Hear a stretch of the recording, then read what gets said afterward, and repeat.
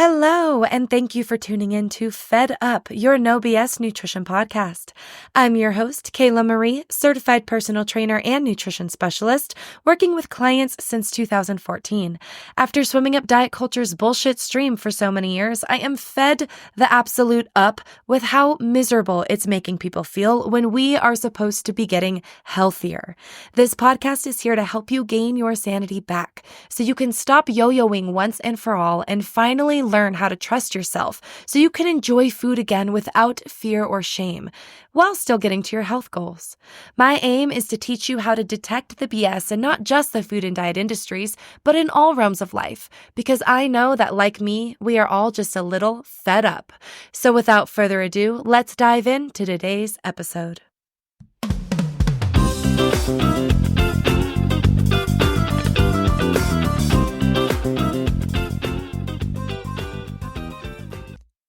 Hi, hello, welcome. Thank you so much for being here, friends. I am excited today to be talking a little bit more about my own personal experiences as someone who is going to school for nutrition, has been coaching clients in nutrition, and has a nutrition podcast. And being a nutritionist or a nutrition specialist, not quite a registered dietitian yet, but on my way. Being someone who knows a lot about nutrition, it is incredibly challenging at times to also be a restaurant server. So people have interesting dietary preferences, and that is fine. I am not here to shame them. If a full-grown man wants ranch on his penne pasta, I will oblige. But there are three main areas that I want to talk about today. The first being allergies. And I don't mean this to say, only real allergies count, but I did want to highlight and maybe let you in on a little secret of how kitchens deal with allergies and whether your issue should even be communicated to said kitchen. So it might be a little tough love if you're somebody like this, or again, just for your information, I don't even know if those people are going to be watching or listening to this. So whatever. The second thing is people comment so many things at the dinner table, whether you're out at a restaurant or in a private setting, I'm sure. And we're going to talk about those comments. And if you're this person, please listen up. And the third thing is we'll go over what you should actually be worrying about in restaurants or how to actually be ordering healthful choices. And if you do have allergies, how to actually communicate that. So we'll kind of go over a little bit of everything today when it comes to eating out and enjoying the restaurant experience. So I'm going to give you a little insider view of me as a server and a nutritionist. And when I'm a server, when I'm waiting tables, I do not lead or even bring up the fact that I'm a nutrition specialist or that I'm studying nutrition or I'm a personal trainer. However, it does come up because people ask what I'm in school for, or they ask what else I do, or they ask why I'm so buff, honestly. I forget, at the gym, no one asks me why I look the way that I look because they clearly see that I'm a trainer or they clearly see me lifting weights. At the restaurant, so many people are like, what is this buff waitress doing? So it's very funny. Anyway, three main areas that I want to talk about. Let's get to the first one, allergies. If you have a life-threatening allergy, you are probably not eating out at a restaurant, or even like a really uncomfortable allergy. I used to be allergic to bell peppers. And did you know you can actually grow out of allergies? So around like 24 to 26-ish, I stopped having reactions because I started eating the salsa and I was like, duh, like this probably has bell peppers in it. And then I didn't have a reaction and it was great. So now I can enjoy bell peppers, but they're still incredibly violent or pungent, I should say, because I've been adverse to them for most of my life, but I'm learning. But anyway, I would get like hives and a rash on my chest, my arms, my neck pretty quickly, like within 15, 20 minutes of consuming something with red pepper or bell pepper in it. That's like a real allergy that I don't want to risk. So I like really didn't go to a lot of restaurants. And when I do go to restaurants, I always order like the same exact thing because it's like safe and I know it's safe. And exploring much else was really scary for me. And granted, I've also been lactose intolerant my entire life, but the tummy aches or the diarrhea is not so violent or so out of place or so uncomfortable that I can't deal with like enjoying ice cream or some cheese on my burger, right? Other people, if you have a real true dairy allergy, you are not consuming any amount of dairy because you're going to have, again, an immune system reaction, which we'll talk about. The issue right now that's happening is people are doing these food sensitivity tests, and I thought about doing a whole episode on these, but hopefully this little blurb is enough. Those food allergy sensitivity tests that you do in the mail or even with like a naturopath that apparently still has you go online and order it yourself anyway.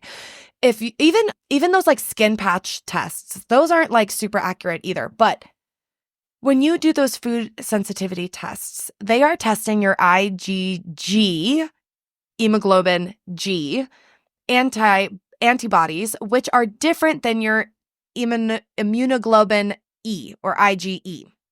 IgE is your mast cells, basophils, immune system response to foods that your body recognizes as a threat. That is when your immune system starts to freak out and you have allergy symptoms.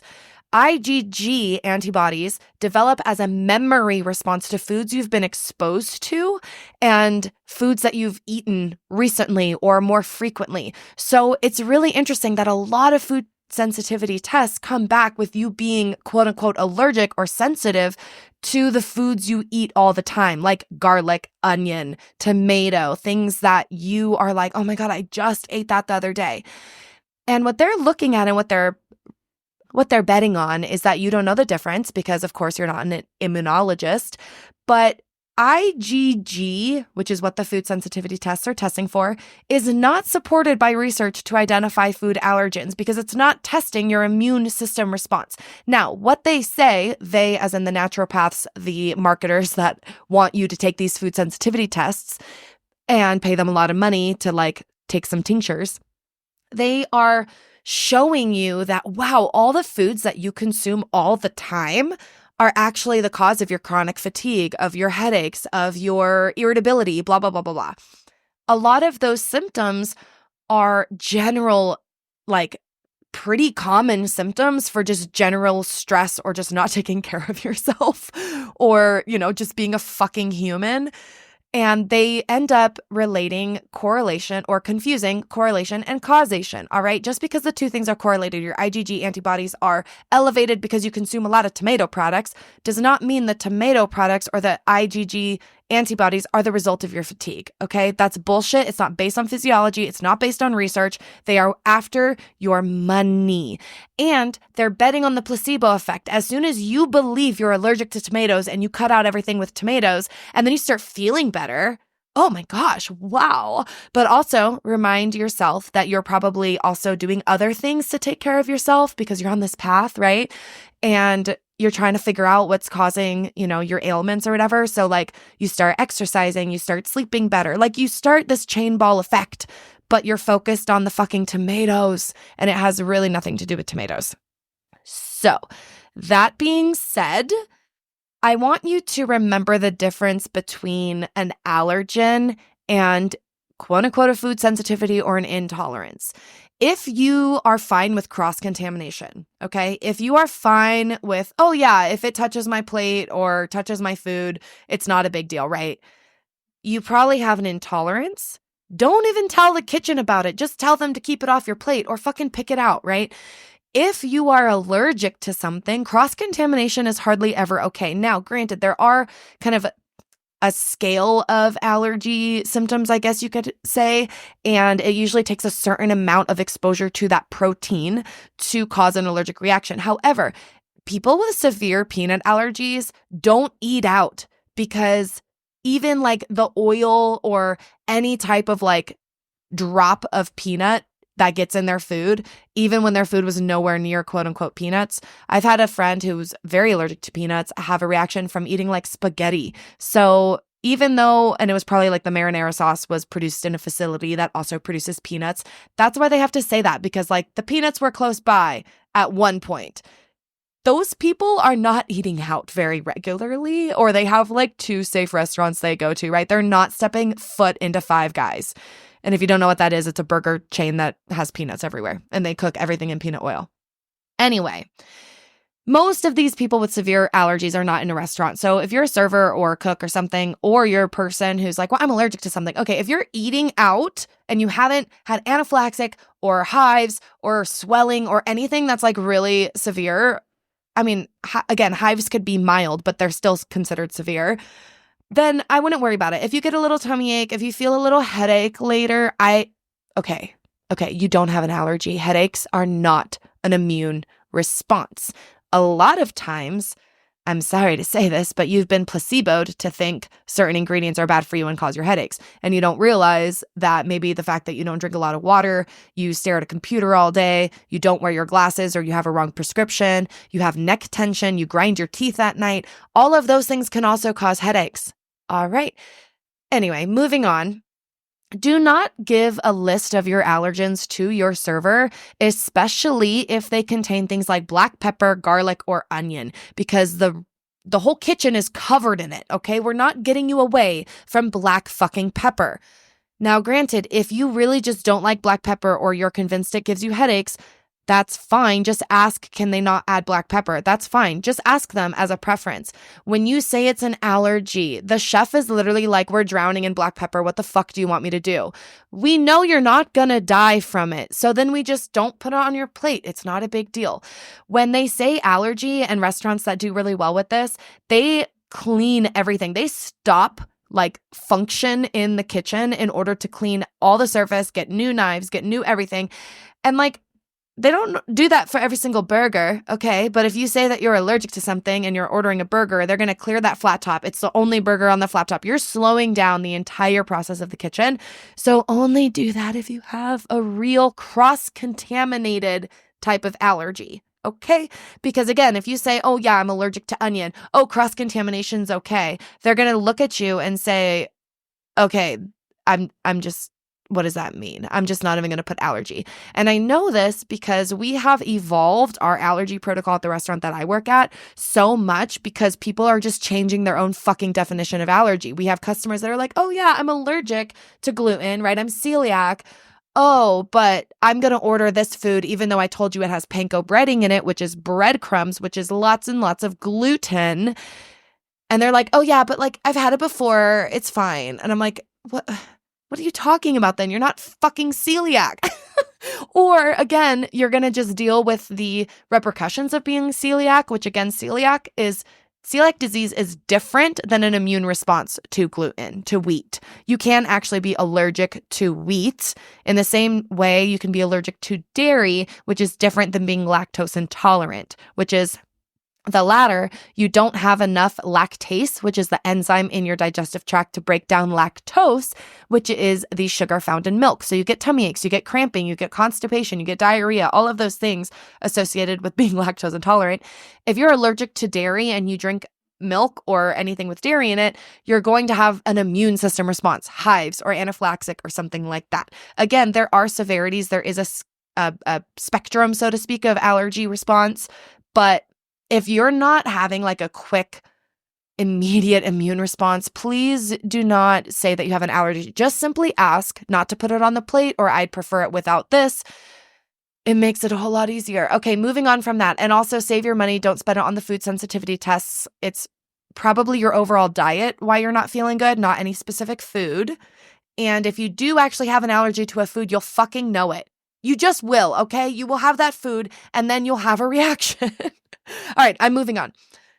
When you go out to eat, I want you to keep your mouth shut about what's on your plate, what's on other people's plate, about what you're choosing to order, about what anybody else is choosing to order, unless you're talking about how delicious something is, or, oh, don't get that because last time I had it, it was stale. I don't know. Unless you're giving actual feedback about the food, shut your fucking mouth. What I mean by this is I don't want to hear comments about, well, I guess I'll be bad tonight and order the fries. You're not being bad ordering the fries. Do not insult the mighty potato that way, all right? I don't understand. Actually, I do understand. When you feel the need to get ahead of judgment by defending your food choices, you have fallen into the trap, and you and your comments are responsible for other people's ears, and how you perceive food is shaped by the comments of people around you talking about that food. Meaning, if you are a mother of a child and you're talking about food like it's good or bad, that child is picking up on what foods are good or bad. And guess what? Most children don't just want the good foods after that. They want the bad foods even more. So get it out of your mouth, get it out of your head that you have to justify your choices. This is so common. Even I fall into this because I'm a nutritionist, right? Or I'm a trainer, and I feel like I need to justify the fact that I'm having spinach dip and brownie sundae for dinner. Okay, guess what? It's not an everyday fucking occurrence, right? I want to justify it with like all the healthy things that I ate that day or that week. But don't. I know it's so fucking hard. Don't. You're going to want to say things like, oh, well, I had a salad for lunch, so I guess I can have a burger now. Or, oh, well, I was trying to be good, so I'm going to skip dessert because I can't have that. Like, so many people are like, oh, I can't have that right now. Or, oh, that doesn't fit into my diet plan or whatever. Just say no, thank you. Just say, no, we're not doing dessert tonight. You don't have to justify it. You don't have to give snarky ass comments because the other person at your table that was going to order a dessert is now not, because you shamed them for wanting dessert, and instead they pick up ice cream on the way home and binge eat it in shame. And we don't do shame here. And also with that, you don't have to shame yourself. You don't have to say, oh, wow, I'm really eating so much right now. Oh my God. Like, stop commenting on shit. You don't need to. Oh my gosh, the amount of like, I'm going to pick on moms because I don't hear it from dads very often, but it does happen. I know that. But the amount of mothers, especially to their daughters, but also to their sons, that have to comment on, oh yeah, like your 7-year-old ordered milk, can I have milk? We're at a restaurant. You probably give him milk pretty regularly. And I had a mom say, oh yeah, he gets most of his calories from liquids these days. I'm like, you want to know number one fucking way to get your child to stop eating? Keep making comments like that, asshole. That's what I wanted to say. I didn't.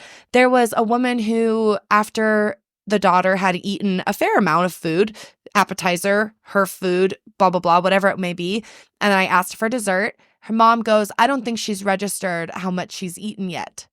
That's not up to you to decide. You've been starving yourself for 40 fucking years, Susan. Do not put that on your 14-year-old growing daughter. And the more that you try to control and restrict and shame people for what they're eating, the more they're going to be sabotaging and doing the things that we don't want them doing, right? The more that you try to say, oh, you're eating so much, you need to like eat less than that, or you can't go for seconds, or you even comment on like, wow, you need seconds, or how can you fit dessert in there? Stop. Full stop. Full fucking stop. And if you are a victim of this, if you're like, I know who you're talking about, this is my mom, this is my sister, this is my friend, I need you to start creating boundaries. I need you to say, hey, let's not comment on other people's plates like that. Let's just enjoy the food. Or you need to say, hey, mom, we're not talking about your diet. I don't care. Honestly, get fucking ruthless, because you need to protect your own heart, your own ears, and whatever little ears are around you.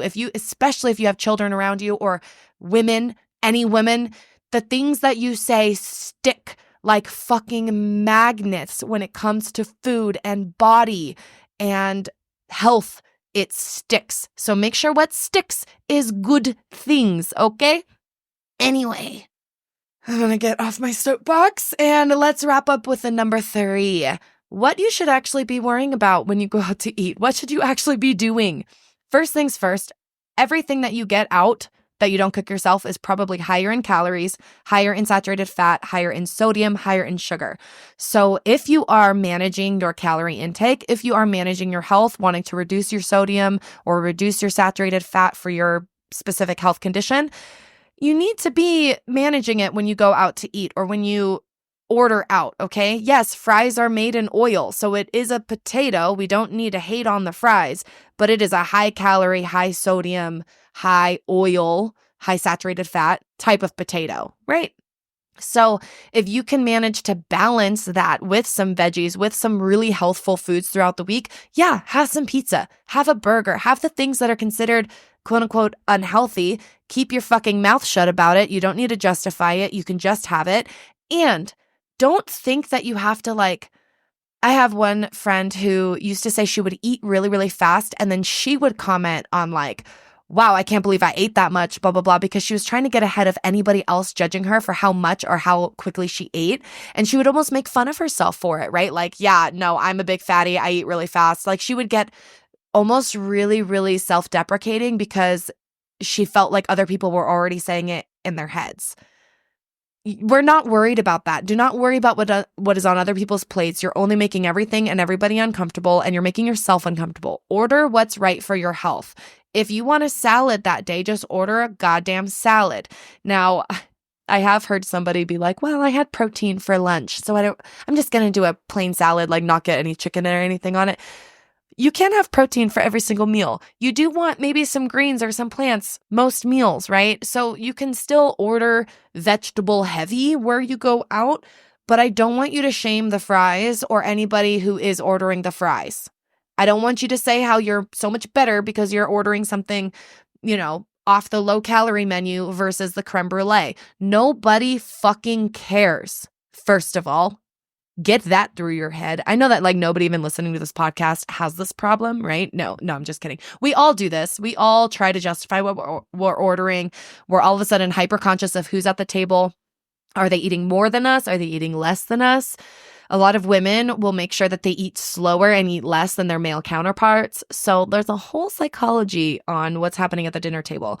But in terms of your health, I want you to look at the calories. Yeah, they're going to be more. So maybe practice some portion control, only eat half, save the rest for tomorrow. I want you to look at saturated fat and sodium as it pertains to you. Have you had a lot of saturated fat this week? Have you had really high sodium meals? Make your adjustments accordingly. I want you to worry way more about the alcohol you're consuming than the freaking sugar, okay? Fermented sugar, aka alcohol, is way worse than the regular sugar that we know as glucose and fructose and sucrose and even aspartame and all of those other sweeteners. Your alcoholic drink is doing way more damage than any fucking thing you're eating. Okay? I will end on that. I hope I don't even know what this episode is about. I just had to get this off my chest. And whether you're somebody who was like, oh, that's kind of interesting, or you were like, okay, call me out, Kayla, but I know my allergies. I'm not trying to say you don't have real allergies. I just want you to know the difference.